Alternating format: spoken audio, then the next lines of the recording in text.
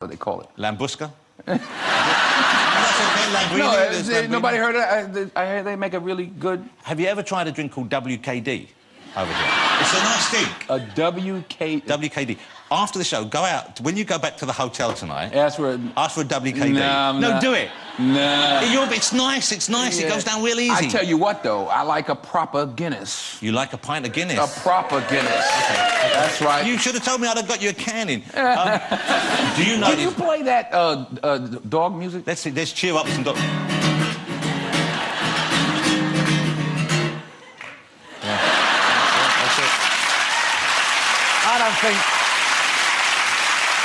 I don't think we can top that. You know, I don't care if you play Aretha Franklin's Son, I'd go and see it, OK? Because I love... Genuinely, I love seeing you on screen. You always bring a real integrity to it. I really admire your work. Thank you very much. Ladies and gentlemen, the fabulous Mr. Denzel Washington. Thank you. Great to see you again. Thank you so much. OK. Denzel Washington. Join us after the break. I'll be chatting to Keira Knightley. We've got Tom Hardy coming out and music from Dionne Warwick. Don't go away.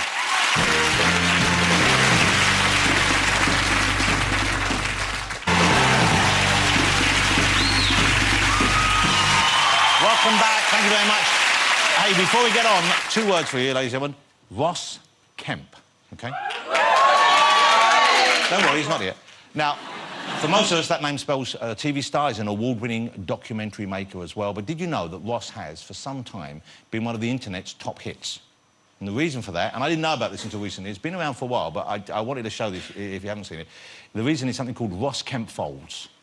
Pictures that make you appreciate just how versatile Ross Kemp really is. What they do is they take a picture, you see a straightforward picture of Ross, and then people have started folding it to make a new version of his face like this one. OK? Looks like Jean-Luc Picard enjoying a lemon. Here's another one. So you see, he's just got a face that lends itself to it. He looks a bit like Wayne Rooney there, doesn't he? That's what I find so weird.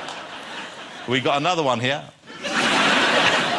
And I thought we might want to do a bit of folding, so I got some pictures of the guests on the show. There's the one of him. I've got one of Tom Hardy. I folded Tom. Check this out. OK, Keira. Now, Keira has got such a lovely face. She, even when you squish it all up and lose bits of it, she still looks great. Look. Still looks pretty. And this one, if you do it in a certain way, look, it's Cheryl Cole. Michael Jackson, I'm not Michael Jackson. Denzel. Oh my God, it is. Look at that. It's terrifying. Yes! Denzel, you want a bit of this action? Yes. OK. Check that out. Don't look too bad. But this one, this is a look. I think I might go out to the States and see if I can have some work done and look like this, because this takes years off me. Let's get my next guest out. She's one of the biggest and most beautiful actresses in the world. Will you please welcome Keira Knightley? Wow.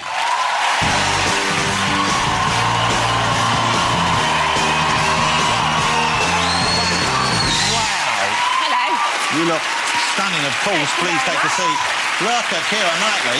Wow, you always look incredible. Oh, that's very kind. So do you. OK, I read that while making your new movie, before some of the more intense scenes... Yeah. Before anything that was a little bit kind of, not troubling, but, you know, nerve-wracking, you would have shots of vodka. Yes. Is that right? About 2 shots of vodka, but there's spanking scenes in the film. So, I might as well just get it out of the way, right? Let's get that out of the way, and yeah. let's relax Are here. we ready to go? Because I want you to relax and talk about this. Brilliant. OK, there you go. Good. There's a shot of vodka for you right there. You fancy that? You want to take that down? Oh, I should have one as well. Are you having one too? Okay. And then we'll get spanking. Jesus, this is the best night of my life. Okay. Are you ready? Danny one? Yeah. Nice, that. Wow.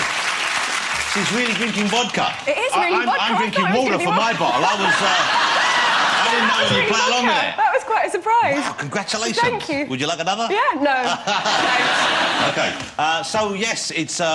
quite an intense film. It is quite an intense film, and it's about psychoanalysis. It's called A Dangerous Method. It is called A Dangerous Method, and it's about psychoanalysis and the meeting between Freud and Jung and the patient that brought them together, and I play the patient, Sabina Spielrein. So I didn't know this story. I knew that they were contemporaries, but I didn't know there was a woman involved who had kind of, you know, they were both aware of. Yeah, that was the reason that Jung decided to try Freud's method out for the first time. But when she first appears, she thinks she's mad, or she thinks she's possessed or something. I mean, she's really in a bad way. She's suffering from hysteria. Yeah, so she is. So it's, I mean, and it's a devastating story, and what was going on with her is completely devastating, but also incredibly inspiring, because when you see her, like, at the beginning of the film, they'd completely given up hope with her. I mean, absolutely. So... Well, I guess back then they didn't know how to treat people like that. I mean, this was the beginning of these kind of therapies. This was the first person that went through analysis. And it managed to pull her out of herself, you know. But before that, they'd just be locked up in mental institutions. And she went on to really accomplish stuff with her life as well, didn't she? Yeah, she did. She became an analyst in her own right. And she came up with ideas that inspired both Freud and Jung. So it's an amazing, amazing And what a thing. great part to have. But, as we said, quite intense and quite demanding. When you get a part like that and you know there's going to be... Obviously, it requires a lot of kind of emotional acting, but at the same time, you know there's going to be sexual scenes and that kind of thing. Yeah. Even though it's with, you know, one of the men of the moment, Michael Fassbender. Yeah.